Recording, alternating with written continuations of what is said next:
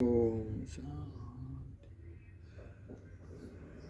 शिवाजी के 12 ज्योतिर्लिंग अवतारों का सविस्तार वर्णन।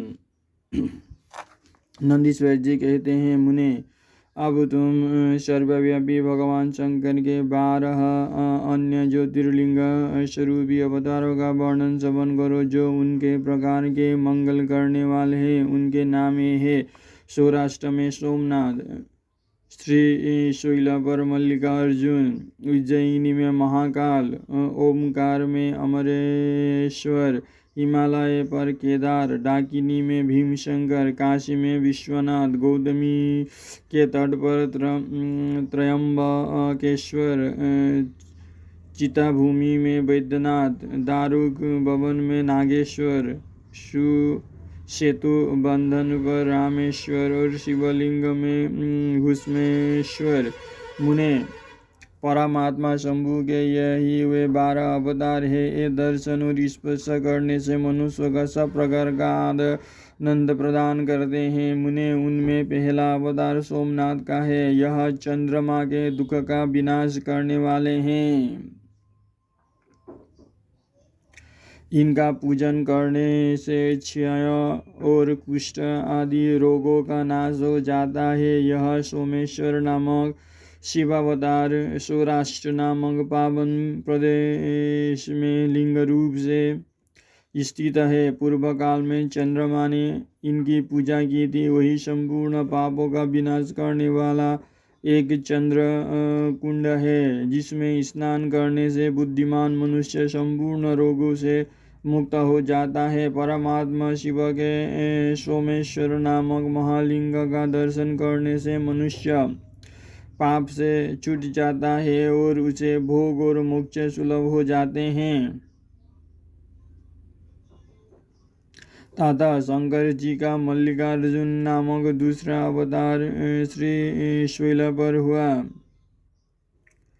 यह भक्तों को अभिष्ट फल प्रदान करने वाला है। मुने, भगवान शिव परम प्रसन्नता पूर्वक अपने निवास भूत कैलाश गिरी से लिंग रूप से श्री शैल पर पधारे हैं। पुत्र प्राप्ति के लिए इनकी स्तुति की जाती है।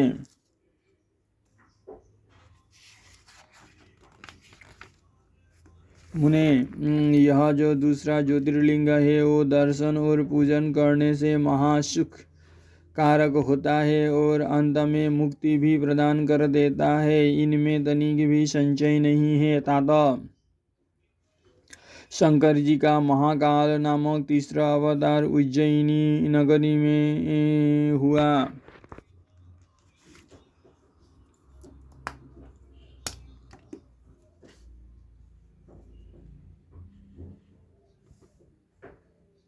उज्जैनी नगरी में हुआ। यह आपने भक्तों की रक्षा करने वाला है। एक बार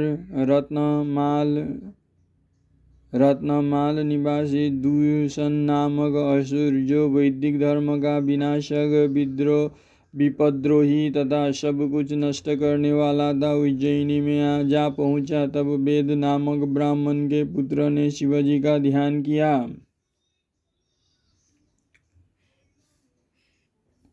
शिवाजी का ध्यान किया। फिर तो शंकर जी ने तुरंत ही प्रकट होकर हुंकार द्वारा उस असुर को भस्म कर दिया। तत्पश्चात अपने भक्तों का सर्वदा पालन करने वाले शिव देवताओं के प्रार्थना करने पर महाकाल नामक ज्योतिर्लिंग स्वरूप से वहीं प्रतिष्ठित हो गए। इन महाकाल नामक लिंग का प्रयत्न पूर्वक दर्शन और पूजन करने से मनुष्य को सारी कामनाएं पूर्ण हो जाती है और अंत में उसे परम गति प्राप्त होती है। परम आत्मबल से संपन्न परमेश्वर शंभु ने भक्तों को अभिष्ट फल प्रदान करने वाला ओमकार नामक चौथा अवतार धारण किया था। विंध्यगिरि के भक्तिपूर्वक विधि विधान से शिवजी का पार्थिव लिंग स्थापित किया। उसी लिंग से विंध्य का मनोरथ पूर्ण करने वाले महादेव प्रकट हुए। तब देवताओं के प्रार्थना करने पर भुक्ति मुक्ति के प्रदाता भक्तवत्सल लिंग रूपी शंकर वहाँ दो रूपों में विभक्त हो गए मुनीश्वर। उनमें एक भाव ओमकार में ओमकारेश्वर नामक उत्तम लिंग के रूप में प्रतिष्ठित हुआ और दूसरा पार्थिव लिंग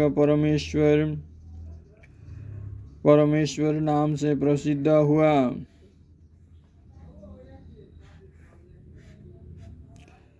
मुने इन दोनों में जिस किसी का भी दर्शन पूजन किया जाए उसे भक्तों की अभिलाषा पूर्ण करने वाला समझना चाहिए। महामुने, इस प्रकार मैंने तुम्हें इन दोनों महादिव्य ज्योतिर्लिंग का वर्णन सुना दिया। परमात्मा शिव के 5वें अवतार का नाम है केदारेश। ओ केदार में ज्योतिर्लिंग रूप से स्थित है मुने। वहाँ श्री हरि के जो नरनारायण नामक अवतार है उनके प्रार्थना करने पर शिवजी हिमगिरी के केदार शिखर पर स्थित हो गए। वे दोनों उस केदारेश्वर लिंग की नित्य पूजा करते हैं।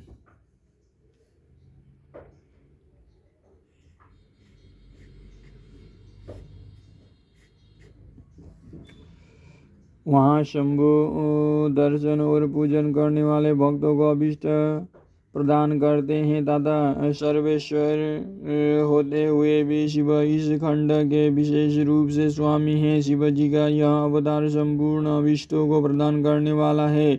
महाप्रभु शंभु के 6ठे अवतार का नाम भीमशंकर है। इस अवतार में उन्होंने बड़ी बड़ी लीलाएं की है और भीमासुर का विनाश किया है। कामरूप देश के अधिपति राजा सुदक चिन शिवजी के भक्त थे। भीमासुर उन्हें पीड़ित कर रहा था। तब शंकर जी ने अपने भक्तों को दुख देने वाले उस अद्भुत असुर का वध करके उनकी रक्षा की। फिर राजा सुदक क्षण के प्रार्थना करने पर स्वयं शंकर जी डाकिनी में भीमशंकर नामक ज्योतिर्लिंग स्वरूप से स्थित हो गए। मुने, जो समस्त ब्रह्मांड स्वरूप तथा भोग मोक्ष का प्रदाता है वो विश्वेश्वर नामक 7वां अवतार काशी में है। मुक्तिदाता सिद्ध स्वरूप स्वयं भगवान शंकर अपनी पूरी काशी में ज्योतिर्लिंग रूप में स्थित है। विष्णु आदि सभी देवता कैलाश सहित शिव और भैरव नित्य उनकी पूजा करते हैं। जो काशी विश्वनाथ के भक्त हैं और नित्य उनके नामों का जप करते रहते हैं वे कर्मों से निर्लिप्त होकर कैवल्य पद के भागी होते हैं। चंद्रशेखर शिव का जो त्रयंबकम नामक 8वां अवतार है वो गौतम ऋषि के प्रार्थना करने पर गौतमी नदी के तट पर प्रकट हुआ था। गौतम की प्रार्थना से उन मुनि को प्रसन्न करने के लिए शंकर जी प्रेम पूर्वक ज्योतिर्लिंग स्वरूप से वहाँ अचल होकर स्थित हो गए। अहो, उन महेश्वर का दर्शन और स्पर्श करने से सारी कामनाएं सिद्ध हो जाती है। तत्पश्चात मुक्ति भी मिल जाती है। शिव जी के अनुग्रह से शंकर प्रिया परम पावनी गंगा गौतम के स्नेह बस वहाँ गौतमी नाम से प्रवाहित हुई। उनमें 9वां अवतार वैद्यनाथ नाम से प्रसिद्ध है। इस अवतार में बहुत सी विचित्र लीलाएं करने वाले भगवान शंकर रावण के लिए आविर्भूत हुए थे। उस समय रावण द्वारा अपने लाए जाने को ही कारण मानकर महेश्वर ज्योतिर्लिंग स्वरूप से चिता भूमि में प्रतिष्ठित हो गए।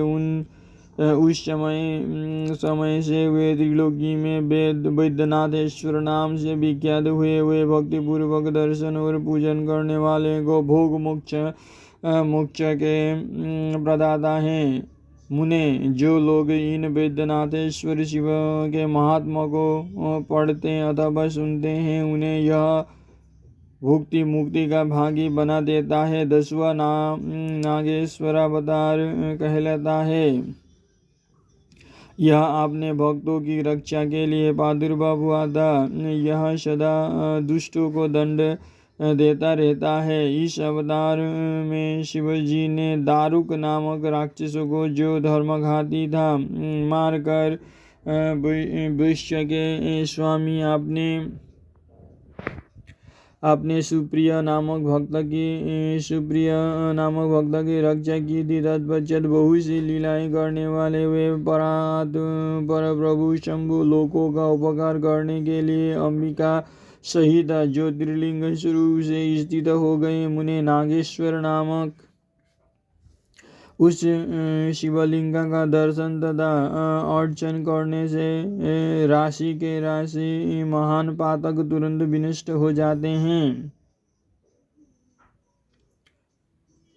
मुने, शिवजी का 11वां अवतार रामेश्वर अवतार कहलाता है। वो श्री रामचंद्र का प्रिय करने वाला है। उसे श्री राम ने ही स्थापित किया था। जिन भक्त वत्सल शंकर ने परम प्रसन्न होकर श्री राम को प्रेम पूर्वक विजय का वरदान दिया, वे ही लिंग रूप में आविर्भूत हुए। मुने, तब श्री राम के अत्यंत प्रार्थना करने पर वे सेतु बंधन पर ज्योतिर्लिंग रूप से स्थित हो गए। उस समय श्री राम ने उनकी भलीभांति सेवा पूजा की। रामेश्वर की अद्भुत महिमा की भूतल पर किसी से तुलना नहीं की जा सकती। यह सर्वदा भुक्ति मुक्ति के प्रदायिनी तथा भक्तों की कामना पूर्ण करने वाला है। जो मनुष्य सद्भक्ति पूर्वक रामेश्वर लिंग को गंगा जल से स्नान कराएगा, वो जीव मुक्त ही है। वो इस लोक में जो देवताओं के लिए भी दुर्लभ है, ऐसे संपूर्ण भोगों को भोगने के पश्चात परम ज्ञान को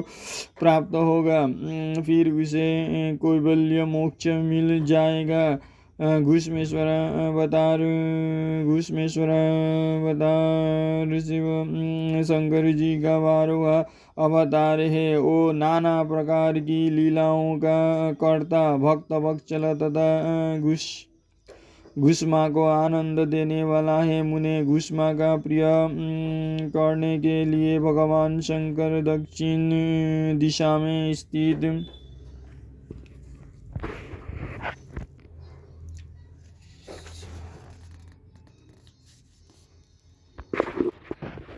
दक्षिण दिशा में स्थित देवशैली के निकटवर्ती एक सरोवर से प्रकट हुए। मुने, घुष्मा के पुत्र को सुदेश्व ने मार डाला था। उसे जीवित करने के लिए घुष्मा ने शिवजी की आराधना की। तब उनकी भक्ति से संतुष्ट होकर भक्तवत्सल शंभु ने उनके पुत्र को बचा लिया। तदनंतर कामनाओं के पूरक शंभु घुष्मा की प्रार्थना से उस तड़ाग में ज्योतिर्लिंग रूप से स्थित हो गए। उस समय उनका नाम घुष्मेश्वर हुआ। जो मनुष्य उस शिवलिंग का भक्तिपूर्वक दर्शन तथा पूजन करता है, वो इस लोक में संपूर्ण सुखों को भोग कर अंत में मुक्ति लाभ करता है। सनत कुमार जी, इस प्रकार मैंने तुमसे इस 12 दिव्य ज्योतिर्लिंगों का वर्णन किया। ये सभी भोग और मोक्ष के प्रदाता है। जो मनुष्य ज्योतिर्लिंग की इस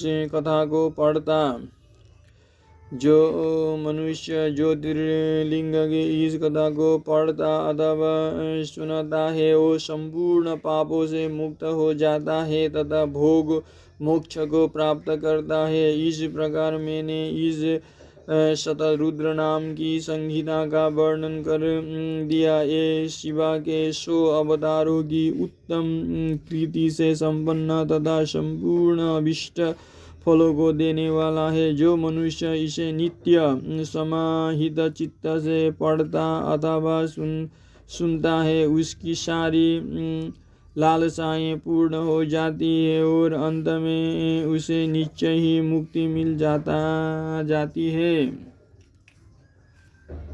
शतरुद्र संहिता संपूर्ण।